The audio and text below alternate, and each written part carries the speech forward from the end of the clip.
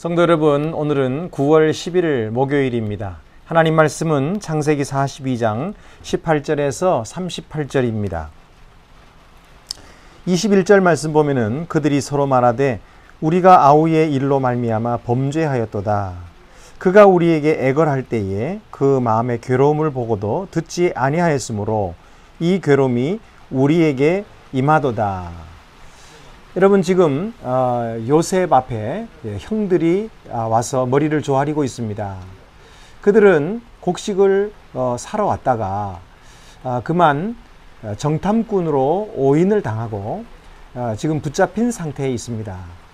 그것은 요셉이 그 형들을 알아보았고 또 요셉에게 어떤 계획이 있었기 때문이고요.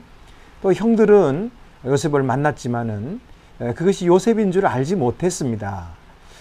그래서 이제 이와 같은 일이 벌어지게 되죠. 여러분, 지금까지 우리들은요, 요셉의 이야기를 들을 때에 그냥 단순히 요셉이 총리 된 후에 형들이 와서 요셉을 만났는데 요셉이 그들에게 자기 자신을 밝히고 용서해 주었다, 이렇게 해서 그 용서에만 강조를 둔 이야기를 흔히 듣고 지나왔습니다. 그러나 사실 성경에는 이야기가 그렇게 진행되지 않고 요셉이 용서하기 전에 긴 과정이 있었던 것을 기록하고 있습니다. 그것은 어떤 과정입니까? 오늘 우리가 읽은 것처럼 요셉이 형들을 정탐꾼으로 몰아서 그 중에 한 형제 시므온을 볼모로 잡아두고 또 그들을 고향으로 돌려보내면서 동생 베냐민을 데리고 오라 라고 명령을 하고, 만약에 그렇게 하지 아니하면 너희들의 이 형제가 죽을 것이다, 이렇게 이야기를 한 사건입니다. 여러분, 이 사건의 의미에 대해서 우리가 잘 알지 못하고 그렇게 지나가는 일이 많습니다.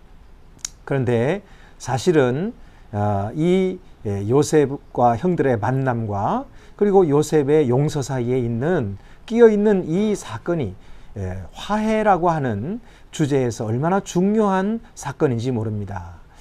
화해라고 하는 것은 그저 용서한다고 해서 이루어지는 것이 아닙니다.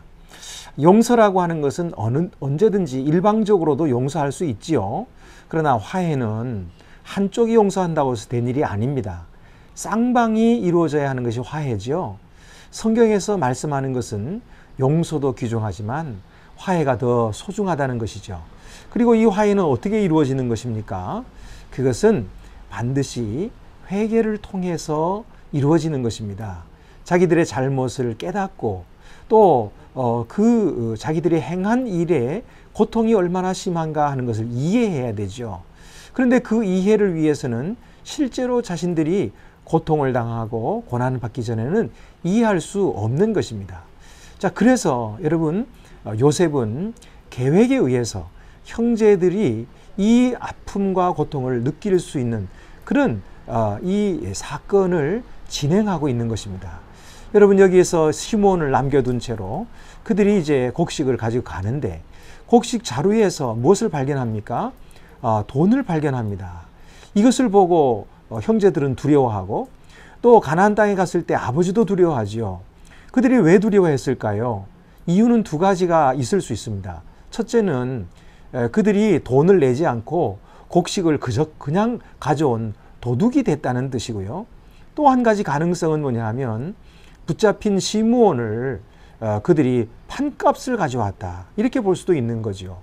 어쨌든 그들이 두려워함으로 말미암아 깨닫게 된 것은 우리가 팔았던 요셉이 얼마나 아팠을까, 얼마나 고통스러웠을까 하는 것을 그들이 비로소 경험함으로써 깨닫게 되고 뉘우치고 있는 것입니다.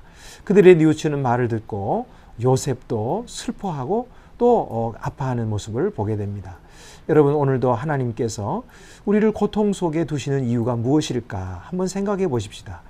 우리가 아직도 풀지 못한 문제, 해결하지 못한 화해의 문제가 있다면 이런 고통을 통해서 하나님께서 어떻게 화해시키시는가 우리가 기대하면서 나아갈 때에 하나님의 큰 기쁨을 우리도 누리게 될 것입니다. 기도드리시겠습니다. 은혜로 오신 하나님 아버지, 용서와 화해의 아름다운 모습을 우리들이 지켜보고 있습니다. 오늘 우리의 삶에도 주님 허락하시는 용서와 화해의 기쁨이 넘쳐나게 하여 주시옵소서. 예수님의 이름으로 기도드립니다. 아멘.